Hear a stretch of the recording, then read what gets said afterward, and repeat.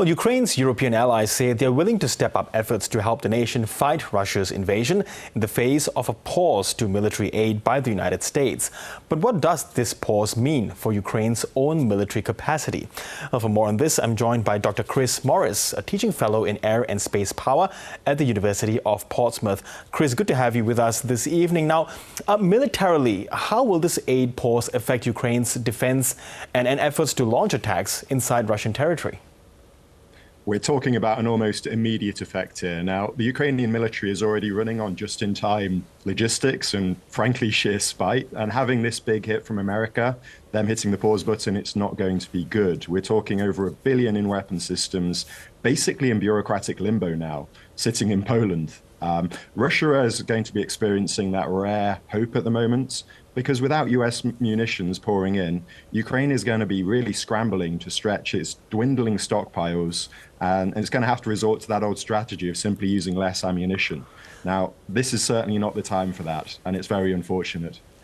Yes, and can you give us a sense of what that sort of crucial military equipment that Ukraine now doesn't have, that it desperately needs to fight off Russian forces? Short answer is going to be everything. To expand on that a bit, however, we can say that Ukraine is already running critically low on some key items before the US decided to kind of pause. And now things are really going to get desperate. So air defense systems are going to be the big ticket item because, you know, when Russia can fly drones and missiles freely, some really bad things are going to happen both on the front lines and to Ukrainian cities. There's artillery shells it needs, tanks, basically anything it can use to hold the line against Moscow.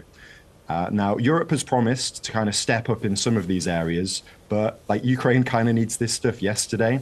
And unfortunately with Europe, you know, we're probably not going to be able to fill this gap quickly enough. Yes, and of course, there have also been suggestions, even from Keir Starmer, of possible foreign boots on the ground. This was also alluded here by our Prime Minister in Australia.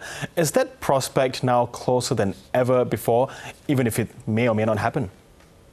It's certainly a worrying prospect. So we're kind of at the juncture now where it's, do we actually send our people to Ukraine or do we just keep funding things from a safe distance? Now, of course, Keir Starmer thinks that it might be a good idea to certainly get British boots on the ground. And there is talk of kind of like, well, I guess the worrying phrase that we could call is a coalition of the willing stepping in Ukraine to enforce, hopefully, a future peace deal. Of course, those always work out great.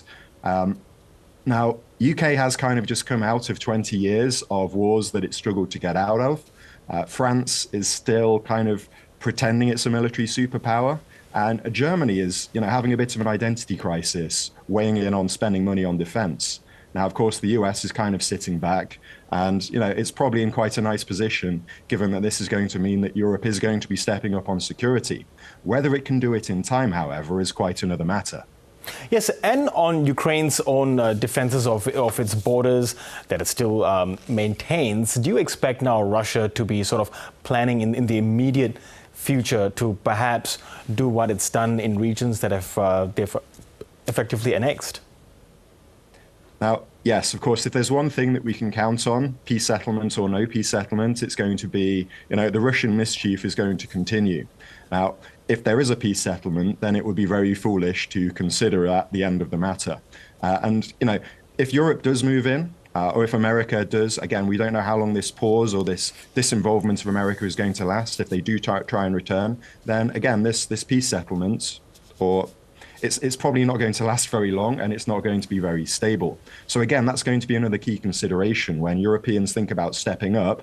What exactly are they going to be stepping into? They could be dealing with, you know, what could be a very, very, very challenging peace settlement.